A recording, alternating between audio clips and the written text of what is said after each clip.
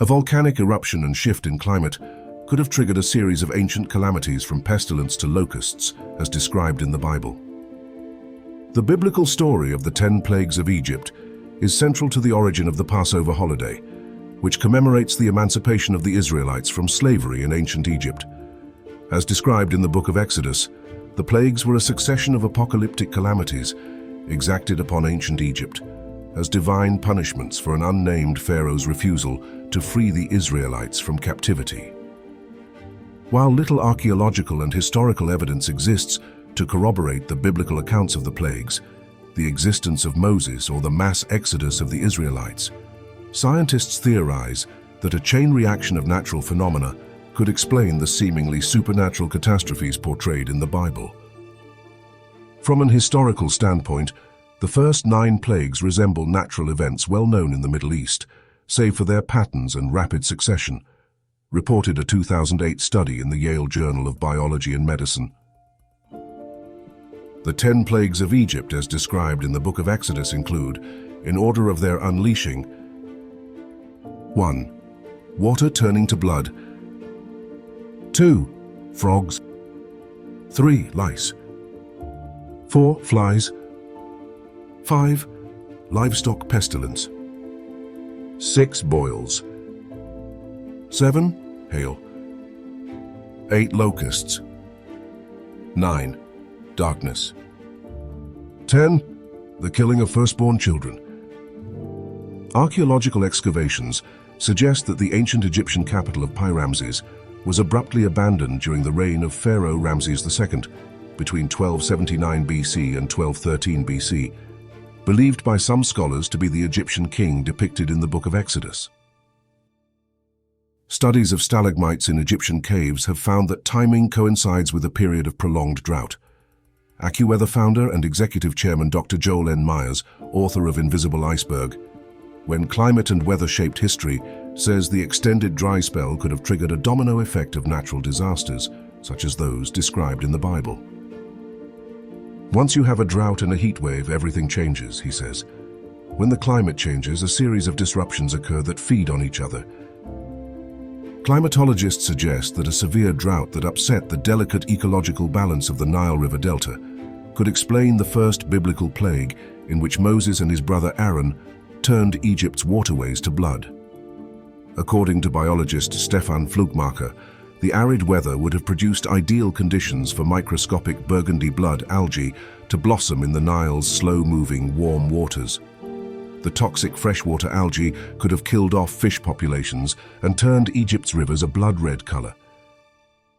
The algae bloom could have starved the Nile River of oxygen, unleashing a series of reactions matching the 5 subsequent plagues of frogs, lice, flies, livestock pestilence, and boils on beast and people. Deprived of oxygen and fish, frogs would have fled their natural habitat and overrun Egyptian homes where they died.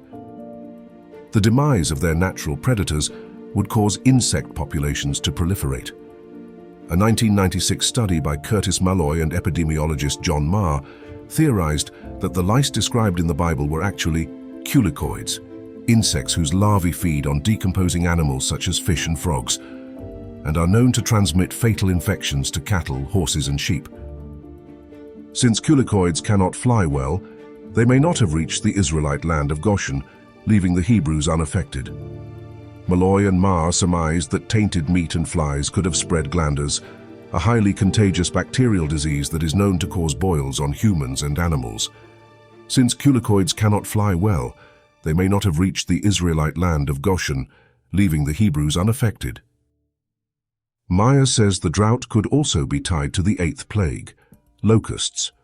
Forced into the few remaining areas of vegetation by the dry weather, the overcrowded locusts may have reproduced at a rapid rate when the rains returned, and the resulting swarms would have devoured Egyptian crops. We've seen similar documented examples in the Middle East, and the United States in the 1800s saw the damage locusts could do, says Myers, who notes that a 1 square kilometer locust swarm can eat as much food in a day as 35,000 people. While proponents of the drought theory connect the 7th and 9th plagues, fiery hailstorms and days of darkness, to an unrelated sandstorm, Some scientists believe they may have been caused by a volcanic eruption on the Greek island of Santorini. Although the eruption occurred more than 500 miles away, pumice from Santorini has been found near the site of Pyramses. The billions of tons of volcanic ash that spewed from one of history's most powerful eruptions could have triggered violent thunderstorms, blacked out the sun for days, and produced wet, humid conditions favorable for locust reproduction. Volcano theory advocates also claim that acid in the volcanic ash, including cinnabar, could have turned the Nile River a toxic red and sparked a similar chain reaction as posited by the drought theory.